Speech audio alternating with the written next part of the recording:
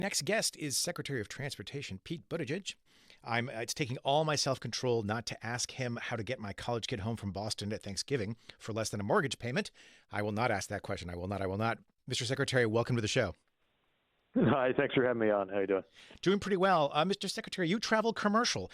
How has flying commercial over the last 4 years informed your policymaking? And have you ever been tempted to put on a disguise so that you're not getting the transportation secretary experience? Well, I think I usually just get the same economy class experience that most travelers do, and for that reason have experienced a lot of the frustrations, but also a lot of the improvements that have come along. You know, the last couple of years we've seen after a lot of pressure, the airlines improve their performance. Last year we had the lowest cancellation rate in about a decade, but also really pushing the airlines and requiring the airlines to take better care of passengers. We put in a lot of new passenger protection, passenger rights that didn't exist a few years ago. And, I think it's important that any policymaker should you eat what you cook. And as somebody who's done hundreds of airline flights just since getting this job, I definitely can relate to frequent flyers and infrequent flyers who are just trying to get to where they're going. On that topic, so you're the transportation secretary, and I'm just a hack. So correct me if I'm wrong, but it seems to me that one of the challenges that you face in what I'll call the quality of life policymaking, the removal or at least the easing of some inconveniences, is that the public doesn't actually know its rights. Like a lot of travelers don't know what they can claim from an airline if their flight is delayed or it's canceled or there's some other problem. First of all, is that true? I think that is true. Yeah. And there's a couple things we've been doing about it. One is to get better information out there. So we put up a whole website dashboard at flightrights.gov. And the whole point is that as a passenger, you can go to that website, know more about your rights, and get a hold of us if those rights are not respected. But secondly, we're trying to take the burden off the passenger. That's why we have this automatic refund rule. It used to be when the airline owed you money because your flight got canceled, you had to know that. You had to go in and ask, and you had to sometimes fight for it. So we've changed the rule, and this is backed up now by a law from Congress, that now when an airline owes you money for something like a flight cancellation, they just have to give it to you economically, automatically, so that instead of you having to ask, the money will actually come to you unless you proactively ask for something else, like miles. I'm talking to Transportation Secretary Pete Buttigieg. So this is not in your bailiwick, but it's an example I want to use to illustrate my next question. So there have been efforts to cut down on surprise fees at hospitals, posting prices for regular treatments so that the public knows what it's getting. But one of the challenges is you've got a fairly sizable number of hospitals that don't comply. What is your sense of the airlines' rate or their record on compliance with the kinds of rules that you just described? We had a lot of problems with airlines complying with rules like getting people their refunds. And so we've really enhanced and toughened the enforcement of our department.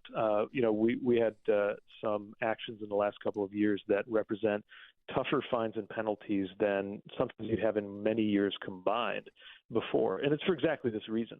I saw examples where an airline might hold out on hundreds of millions of dollars in refunds, and our department would fine them for $1 or $2 million, which in the grand scheme of things, frankly, isn't enough to change their behavior. Right. But with something like the Southwest Airlines action, which set a record in terms of how tough of a fine that was, we added a couple of zeros to that to really change the economics of an airline thinking about whether getting in trouble for violating our rules could just be another cost of doing business, and to really give them a very powerful reason to not do that sort of thing.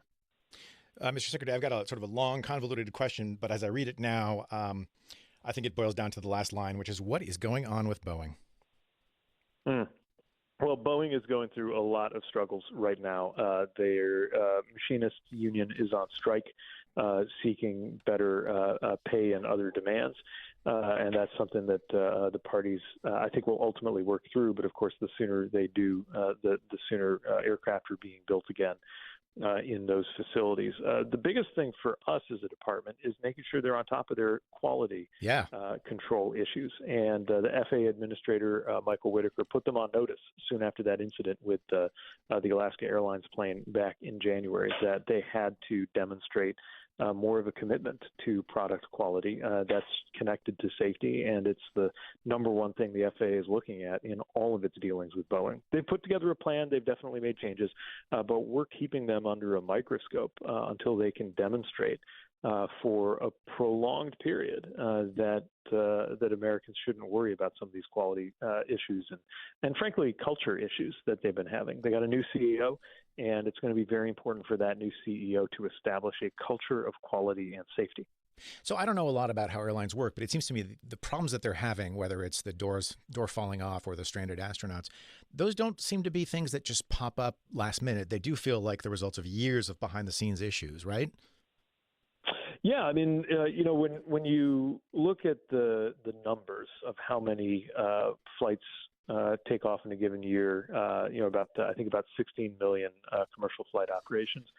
You need to make sure that it's not just 99% or 99.99% right. You have to make sure that every single time everything is right. And it's really getting to those last few nines where it's really a 1 billion to 1 chance of something going wrong, that it requires overlapping layers of safety. It requires culture as well as strategy and resources.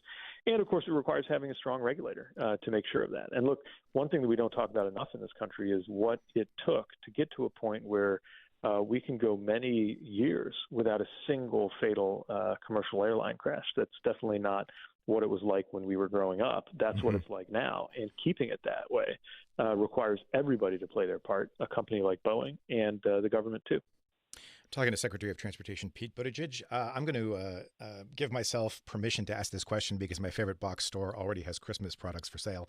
How is the Transportation Department preparing for Thanksgiving travel? Is Thanksgiving your Super Bowl? It's definitely up there, especially because as we've looked at recent holidays, July 4th, spring break, last Thanksgiving, we've seen record-breaking travel, and I wouldn't be surprised if that happens again this time. TSA is close to the first day when they will have screened 3 million passengers in a single day. I think they got well above 2.9 on one of those recent holidays. Some things you can't control, like weather, but everything that airlines can control, we're pressing them to be on top of. That includes staffing, operations, maintenance, all of the things that are their job. And part of that is so that if there is a weather issue, they can recover quickly.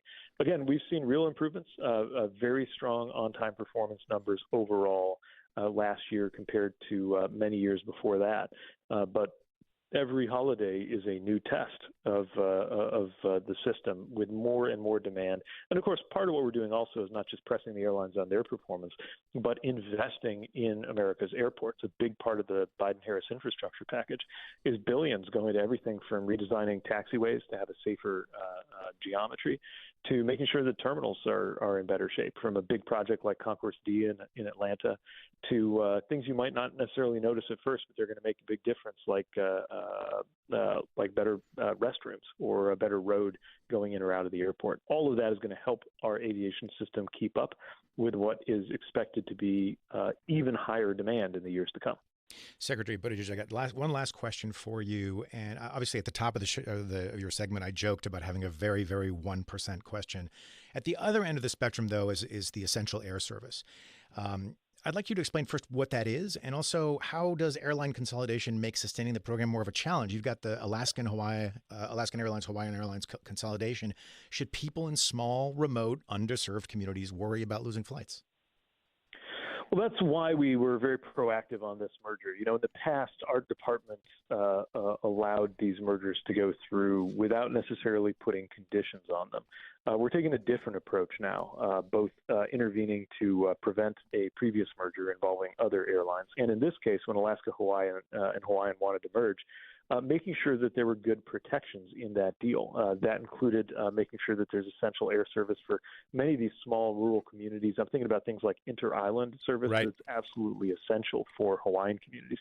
And then these Alaskan communities, some of which I've been to, where there's literally not a road going to them. So you have to have It is literally essential to have air service, and there are protections in there, that commitment that the company has made, as well as a set of concessions that we got for the first time ever, where there is a requirement for passengers, customers, whether you're coming from the Hawaiian side or the Alaska Airlines side, that your frequent flyer miles, your points programs will be protected, that they will maintain their status, that they will not be devalued.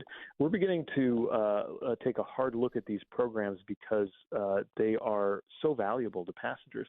We've got to make sure that there are not any unfair or deceptive practices. And that was part of the message that we sent by including rewards programs as one of the conditions that we had to see good passenger protections before allowing this merger to go forward. Secretary of Transportation Pete Buttigieg. Mr. Secretary, thanks very much for joining us. Same here. Thank you for having me. Take care. Take care.